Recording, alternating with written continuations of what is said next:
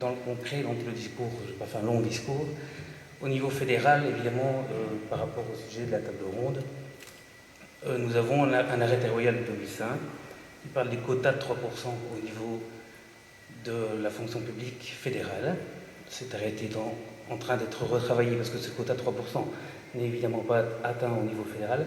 Nous sommes à 1,9-1,8%. Cet arrêté royal de 2005 mettait aussi en place un comité d'accompagnement de recrutement pour les personnes handicapées et un fonds de 5 millions d'euros. En 2009, la conférence interministérielle volet handicap a décidé de mettre ces 5 millions d'euros au niveau de l'ONEM. Depuis, en 2011, septembre 2011, un arrêté royal a été pris mettant en place le plan Activa spécifique handicap, ce qui permet aux pouvoirs locaux, aux pouvoirs paracommunaux, au CPS, d'engager les personnes handicapées contractuellement en leur permettant, par le plan Activa, d'avoir un montant de 500 € par mois pour la personne handicapée. Voilà, je vais passer la parole à M. Bruno Melkmans qui va parler du plan Back to Work. Merci.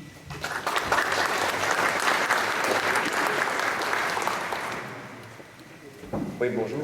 Donc, quand le camarade Dufresne a fait la lecture des compétences de Philippe Courard, effectivement, il a oublié un petit détail, c'est que Philippe Courard est aussi compétent pour les risques professionnels.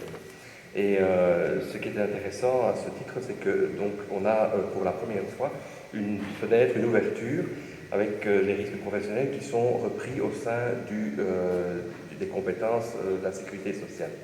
Et effectivement, il y a au niveau quand on se posait la question tout à l'heure de l'intérêt des organisations syndicales à participer, à organiser des débats comme celui-ci, il me semble une des choses qui est effectivement très importante, c'est que le handicap provient encore relativement souvent aussi, malheureusement, du monde du travail, suite à un accident du travail, suite à une maladie professionnelle éventuellement.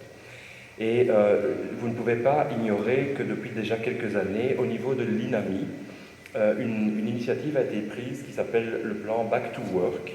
Et ce plan Back to Work est un plan qui, après maintes réflexions de l'ensemble des partenaires sociaux en sécurité sociale, envisage la réinsertion professionnelle la plus rapide possible, partant du constat qu'effectivement, à partir du moment où quelqu'un reste très longtemps en incapacité, au plus il va rester longtemps, au plus il a de chances de rester définitivement en incapacité, de ne pas retrouver de capacité de travail. Et donc ce plan Back to Work se développe, je dirais, sous deux aspects. Un aspect qui est le premier, c'est de prendre en considération rapidement les personnes qui sont susceptibles d'être prises en compte, et d'un autre côté d'envisager les possibilités de réadaptation des postes de travail et de réinsertion rapide dans le monde du travail.